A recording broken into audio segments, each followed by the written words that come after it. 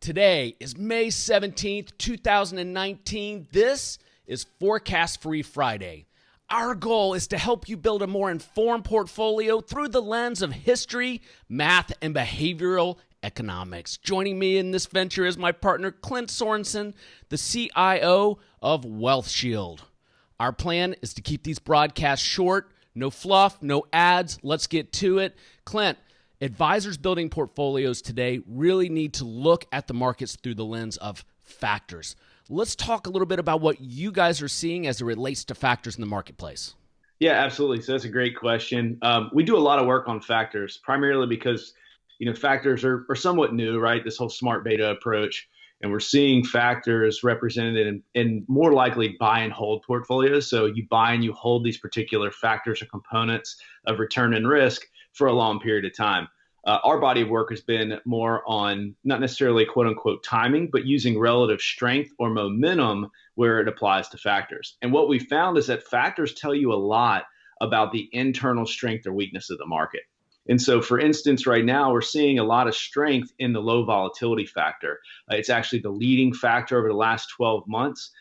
And that shows, again, positive relative momentum. Now, what that tells us is there's more of a defensive bend in terms of internal strength and weakness within the marketplace. And so that's been one of the key ways we've been viewing the market through the lens of a factor, as well as quality. And so that also tells us a lot about where we are in the business cycle. And what I mean by that is in a growth accelerating environment, so think early expansion, late expansion in the business cycle, momentum tends to dominate and growth tends to dominate, right? So think growth from a style factor, momentum from a pure factor standpoint. They tend to dominate in that growth acceleration environment. Growth slowing, however, low volatility tends to be the dominant factor. So very interesting to kind of see how these things act and what they're telling us about the broader market cycle. So when you look at the previous 12 months performance of the low volatility factor, why do you choose 12 months to take that lens? Why not 90 days? Why not 3 years? Yeah, so we look at it over multiple time frames. So when we're doing a lot of our illustrations over 12 months, though, 12 months matters because that's really been the academic definition of momentum. So if you think about momentum from an academic standpoint, it's 12 months less the final month. And you measure total return over that time period, usually relative to a risk-free rate, to determine kind of what if it's positively trending or positively strong, right? Or if it's negatively trending. So 12 months, just because it's been kind of the common time period used, it's what we also look through from a time period perspective. But we look at it in 3 and 6 month time frames as well. And so a lot of our body of work is using multiple time frames. So we'll use 1 month, 3 months, 6 months, 12 months, and we'll look at it over all 4 of those time periods and ascertain where we are from a short to a long term, trending basis. Okay. Earlier this week, you were telling me about some of the research you've done on the small cap factor, what the charts are telling you right now. Just looking at it through a historical lens, what's it telling you? Yeah, so if you look at our Forecast Free Friday, several Fridays ago, when we did the divergence one, right? We talked about negative divergence. That was one of the negative divergences we saw. So we look at small cap relative to large cap. What that ratio is telling us, it correlates very strongly with volatility. And so we issued a chart. I think you probably have it, but we have an inverse of volatility. It's a little complicated, but inverse of volatility, and we have a 20-day smoothing of that. And you can see how the ratio of small caps to large caps correlates very strongly with volatility. And so when small caps are weak relative to large caps, it tells us that volatility is probably at least on the rise or going to be on the rise. We're not really in that low volatility regime. Now, obviously, that can break down any time, and small caps could go on a run. So you never know how that'll play out. But it's just interesting to look historically that when small caps have been weak relative to large caps, and when that factor's been weak, you have volatility come up in the marketplace. Well, let's give viewers and listeners some application here. So you're a financial advisor, a financial planner, building long-term portfolios. What does that really mean? What are the implications?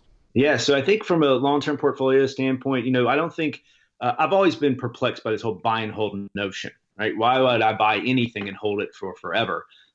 So I think what you look at when you look at the business cycle environment, when you look at the market cycle environment through the lens of factors, it tells you a lot about where we are today. Not forecasting where we're going, but where we are today. And then how do you build a portfolio given that information? And so when I look at low volatility, it tells me, hey, we're probably in the latter, either a late, really, really late cycle expansion, or in our opinion, an early deceleration. Right. So actually decelerating, we've kind of topped and moved down from a business cycle perspective. And what that means is we probably need to get defensive. So defensive exposures from a factor perspective, that would mean high quality, right? That would mean low volatility. That would also mean dividend growth, which is kind of a multi-factor approach. And so I think a lot of that resonates with clients because it satisfies their aversion to ambiguity, right? At the end of the day, they see names that they recognize in quality, low volatility, as well as dividend growth. And so that's a great way to apply it. You're getting defensive without necessarily selling out of equities and trying to time the exact market turn by selling out of the entire market. Mm-hmm. So that's kind of the way I look at it, at least our team does, in terms of how we should allocate during an environment like today. Let's wrap up with the dividend growth factor. So a lot of my clients allocate to dividend growth portfolios. It's a sound strategy in any market. It's easy to present to clients. But what's the factor telling you right now in the application for folks building portfolios with new money today? Yeah, so the great thing about the dividend growth strategy, right, is a multi-factor approach. So within a dividend growth, we use it kind of as a factor when we illustrate it. But what it is it's really several factors. You're getting low volatility, getting high quality, and you're getting value all in one particular index. And dividend and growth is really those companies who have increased dividends and paid dividends over some lengthy period of time. If you're using the Russell 1000 benchmark, it's typically 1,000 grows 10 years. If you're using or dividend growth is 10 years. If you're using aristocrats, it's 25 years, right? The S&P aristocrats. So it depends on what index, but at the end of the day, it's a lengthy time of increasing dividends. And what you get there is really high quality balance sheets. And so I like using dividend growth because you're getting that multi-factor approach. We do it a little different. We apply momentum. So we're essentially buying the strongest names there. And that's our way of getting 4 factors. And in a recent index we just released, or partnered with FTSE on, we have small caps in there as well. So you're getting literally small company value, quality, and low volatility all in one particular index, and then we add momentum. So there's so many cool ways you can use that subset to express all the various factors. And I think there's a lot of promise in dividend growth strategies going forward. Excellent. Clint, appreciate you coming on this Friday. This is a good episode. Thanks, Jay.